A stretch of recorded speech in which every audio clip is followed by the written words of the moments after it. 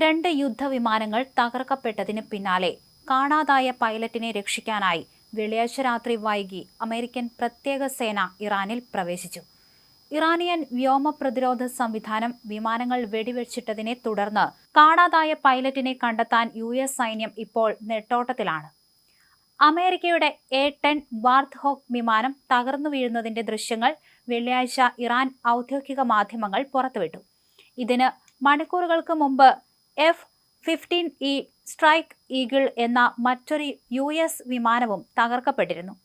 2 വിമാനങ്ങളിലെയും പൈലറ്റുമാർ ശത്രുപക്ഷത്തിന്റെ അധീനതയിലുള്ള പ്രദേശത്തേക്ക് പാരച്യൂട്ട് വഴി ചാടിയെങ്കിലും ഇതിൽ A-10 പൈലറ്റിനെ സാഹസികമായ ഒരു ദൗത്യത്തിലൂടെ അമേരിക്കൻ സൈന്യം രക്ഷപ്പെടുത്തി. എന്നാൽ F-15E പൈലറ്റിനെ കുറിച്ച് ഇതുവരെ വിവരങ്ങളൊന്നും തന്നെ ലഭ്യമല്ല. കാണാതായ പൈലറ്റിനായി പ്രാദേശിക സായുധ സംഘങ്ങൾ തെരച്ചിൽ നടത്തുന്നതിന്റെ ദൃശ്യങ്ങൾ ഇറാൻ മാധ്യമങ്ങൾ സംപ്രേഷണം ചെയ്യുന്നുണ്ട്. പൈലറ്റിനെ പിടികൂടുന്നവർക്ക് $60,000 പാരിതോഷികവും ഇറാൻ പ്രഖ്യാപിച്ചു. അതേസമയം പൈലറ്റിന് എന്തെങ്കിലും അപായം സംഭവിച്ചാൽ എന്ത് നടപടിയെടുക്കും എന്നതിനെക്കുറിച്ച് പ്രതികരിക്കാൻ US പ്രസിഡന്റ് ഡൊണാൾഡ് ട്രംപ് തയ്യാറായിട്ടില്ല. കഴിഞ്ഞ 24 മണിക്കൂറിനുള്ളിൽ 2 US യുദ്ധവിമാനങ്ങൾ കൂടാതെ 2 ബ്ലാക്ക് ഹോക്ക് ഹെലികോപ്റ്ററുകളും ഇറാൻ വെടിവെച്ചിട്ടിരുന്നു. തദ്ദേശീയമായി വികസിപ്പിച്ച മജീദ് വ്യോമ പ്രതിരോധ സംവിധാനത്തിന്റെ കരുത്താണ് ഈ വിജയങ്ങൾക്ക് പിന്നിലെന്ന് വിലയിരുത്തപ്പെടുന്നുണ്ട്. 2021 ഇറാൻ സേനയുടെ ഭാഗമായ ഈ സംവിധാനം താഴ്ന്ന ഉയരത്തിൽ പറക്കുന്ന ലക്ഷ്യങ്ങളെ തകർക്കാൻ രൂപകൽപ്പന ചെയ്തതാണ്. യുദ്ധം ആരംഭിച്ച ഫെബ്രുവരി 28 മുതൽ MQ-9, ഹെറോൺ തുടങ്ങിയ അത്യാധുനിക ഡ്രോണുകളെയും മറ്റ് ഹൈവാല്യൂ UAVകളെയും തകർക്കാൻ മജീദ് സംവിധാനത്തിന് കഴിഞ്ഞിട്ടുണ്ട്.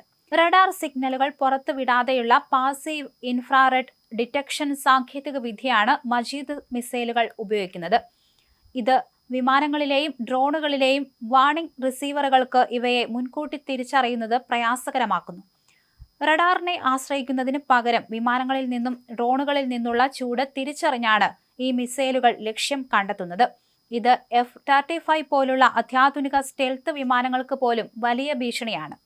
8 കിലോമീറ്റർ ദൂരപരിധിയും 6 കിലോമീറ്റർ ഉയരപരിധിയുമാണ് മജീദ് സിസ്റ്റത്തിനുള്ളത്.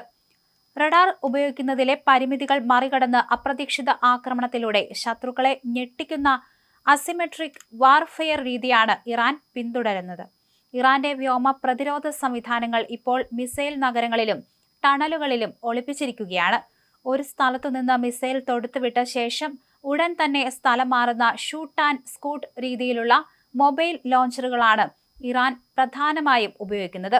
ഇത് അമേരിക്കൻ സേനയ്ക്ക് വലിയ വെല്ലുവിളിയാണ് ഉയർത്തുന്നത്. ഈ സംഘർഷത്തിനിടയിൽ ആദ്യമായിട്ടാണ് അമേരിക്കൻ വിമാനങ്ങൾ തകർക്കപ്പെടുന്നത്. ഇറാനെ പൂർണ്ണമായും തകർത്തെന്നും യുദ്ധം ഉടൻ അവസാനിപ്പിക്കുമെന്നും ട്രംപ് പ്രഖ്യാപിച്ച് 2 ദിവസത്തിന് ശേഷമാണ് ഈ തിരിച്ചടി ഉണ്ടായതെന്നത് ശ്രദ്ധേയമാണ്. 6ാം ആഴ്ചയിലേക്ക് കടക്കുന്ന ഈ യുദ്ധം ആഗോള സമ്പദ് വ്യവസ്ഥയെ ബാധിച്ചു തുടങ്ങിയിട്ടുണ്ട്. US ഇസ്രായേൽ ആക്രമണങ്ങൾക്ക് മറുപടിയായി ഗൾഫ് മേഖലയിലെ ഊർജ്ജ നിലയങ്ങളെ ലക്ഷ്യം വെച്ചും ഹോർമൂസ് കടലിടുക്കിലൂടെയുള്ള എണ്ണക്കടത്ത് തടഞ്ഞുമാണ് ഇറാൻ തിരിച്ചടിക്കുന്നത്.